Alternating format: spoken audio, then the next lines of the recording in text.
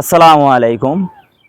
আমি আবার আসলাম আপনাদের মাঝে আরো একটা বিষয় নিয়ে। সে বিষয়টা হচ্ছে এই যে গত বিষয়ে আব্দুল রাজ্জাক বিন গাজ্জাব বিন কয় এটসেট্রা কইছিলাম। এই ভিডিওতে কইলাম আব্দুল রাজ্জাক বিন গাজ্জাব বিন কুত্তা। এই কারণে কুত্তা কইলাম, ওই আলে হাদিসের বাচ্চা, আলে হাদিস তো বলা যাবে না, আলে খবিশ পীর মুর্শিদিরা হাজাবো না এলাকায় জেনেই পান তেনেই পান তাকে পিটায় উঠাই দেন। পীর মুরিদির কোনো নীতি রাখা যাবে না, যে কোনো মূল্যে এলাকা থেকে উঠাতে হবে, যে কোনো মূল্যে। কথা দিয়ে উঠান, পিটিয়ে উঠান। অসম্ভব আহলাদি সুরদেশিত এলাকায় এরকম জিকির আজকার মিথ্যা নারী পুরুষ একাকার হয়ে হতে পারে না। অসম্ভব, যে কোনো মূল্যে ঠেকাতে হবে, যে কোনো মূল্যে। বেটা তোর ভাষা যদি বাংলা ভাষায় কথা বলস, এটাই তো আমার কাছে মনে হয় খ্রিস্টানের মতো। ওই হচ্ছে এই যেভাবে কথা বলছ, আমরা যেভাবে সাধারণভাবে কথা বলি, তোর কথা তো কোনো ধরনের হয় না। মানে আমার কাছে মনে হয় যে তুই এরা খ্রিস্টান ধর্মের এজেন্ট, তুই একটা খ্রিস্টানের এজেন্ট।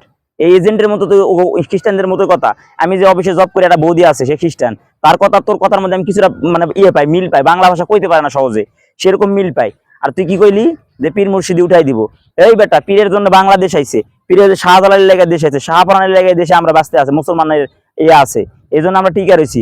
আর তুই মানে কি কমু, মানে তুই তো কোনো মাজাবি মানুষ না, যে মাজাব মানে না, ইমাম আবু হানিফা, বুখারী, হাম্বল, হ্যাঁ, ইমাম শাফি জাগো মানে না, জাতের মুসলমান। এটা আমার মানে মুখের মধ্যে আসতেছে কিন্তু মানে বলা পারতেছি না। খালি যদি এটা যদি মানে সামনাসামনি হয়তো গালি দিয়ে উড়ে আলাইতাম, এটা কোন ধরনের মুসলমান? তুই যে মাজাব মানুষ না, এটা আমার চিন্তা করলে আমার মাথার মধ্যে বাড়ি মারে। যে মাজাব মানে না, সে কোনো মুসলমান না। আলে হাদিসে যারা বাংলাদেশে আছেন, আপনারা প্লিজ ওকে সাপোর্ট করেন না। এরা যারা মাজাবি মানে না, ওরা মুসলমানই না, ওরা খ্রিস্টান চেয়েও অধম।